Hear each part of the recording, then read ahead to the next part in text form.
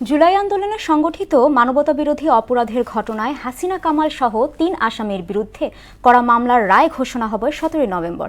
বিচারপতি গোলাম মর্তুজা মজুমদারের নেতৃত্বাধীন ৩ সদস্যের ট্রাইব্যুনাল আজ এর রায়ের দিন ধার্য করেন। এদিকে রায়ের সর্বোচ্চ শাস্তি প্রত্যাশা করছেন চিফ প্রসিকিউটর তাজুল ইসলাম। তবে আসামিরা খালাস পাবে বলে আশা করছেন রাষ্ট্রনিযুক্ত আসামি পক্ষের আইনজীবী আমির হোসেন। মিসবাহ রহমানের রিপোর্ট।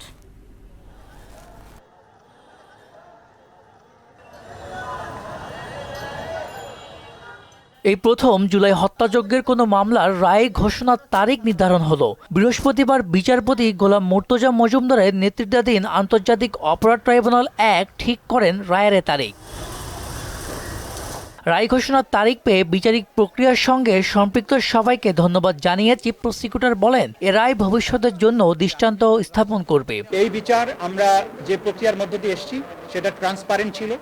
আপনারা সবাই তার প্রত্যক্ষ সাক্ষী। এখানে অকাট্য প্রমাণ, শক্তিশালী সাক্ষ্য প্রমাণ সবকিছু তুলে ধরা হয়েছে। জাতির সামনে এই বিচার হয়েছে, আইনজীবী নিয়োগ দেওয়া হয়েছে, দুনিয়ার সামনে ক্রিস্টাল ক্লিয়ার ভাবে উপস্থাপন করা হয়েছে।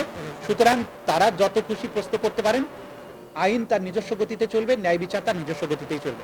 রায়ের তারিখ নির্ধারণ ঘিরে সহিংসতার প্রসঙ্গে তিনি জানান, বাইরের কোনো ঘটনার প্রভাব বিচারে পড়বে না। যারা উস্কানি দেবেন, যারা সন্ত্রাস করার চেষ্টা করবেন, সেই ব্যাপারে আইন অনুযায়ী রাষ্ট্রের পক্ষ থেকে পদক্ষেপ গ্রহণ করা হচ্ছে, ভবিষ্যতেও হবে।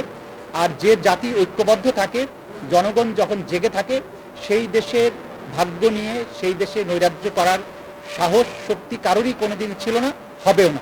এদিকে বিচার প্রক্রিয়া সুষ্ঠু ও স্বচ্ছ হয়েছে উল্লেখ করে রাষ্ট্র নিযুক্ত আসামি পক্ষের আইনজীবীর প্রত্যাশা, আসামিরা খালাস পাবেন। সাক্ষী জবানবন্দি জেরা সমস্ত কিছু সমাপ্ত করেছেন এবং তৎপরবর্তীতে রায়ের জন্য দিন ধার্য করেছেন, এজন্য তাদেরকে আমার ধন্যবাদ। আমি মনে করি যে আমার সাক্ষীর যে সমস্ত জবানবন্দি হয়েছে, তার প্রেক্ষাপটে যে সকল জেরা হয়েছে, সবকিছু মিলিয়ে আমি বিশ্বাস করি আমার আসামিদ্বয় খালাস পাবে। দীর্ঘ ৫ মাসের বিচারিক প্রক্রিয়ার মধ্য দিয়ে রায় গড়ালো জুলাই হত্যাকাণ্ডের প্রথম কোনো মামলা।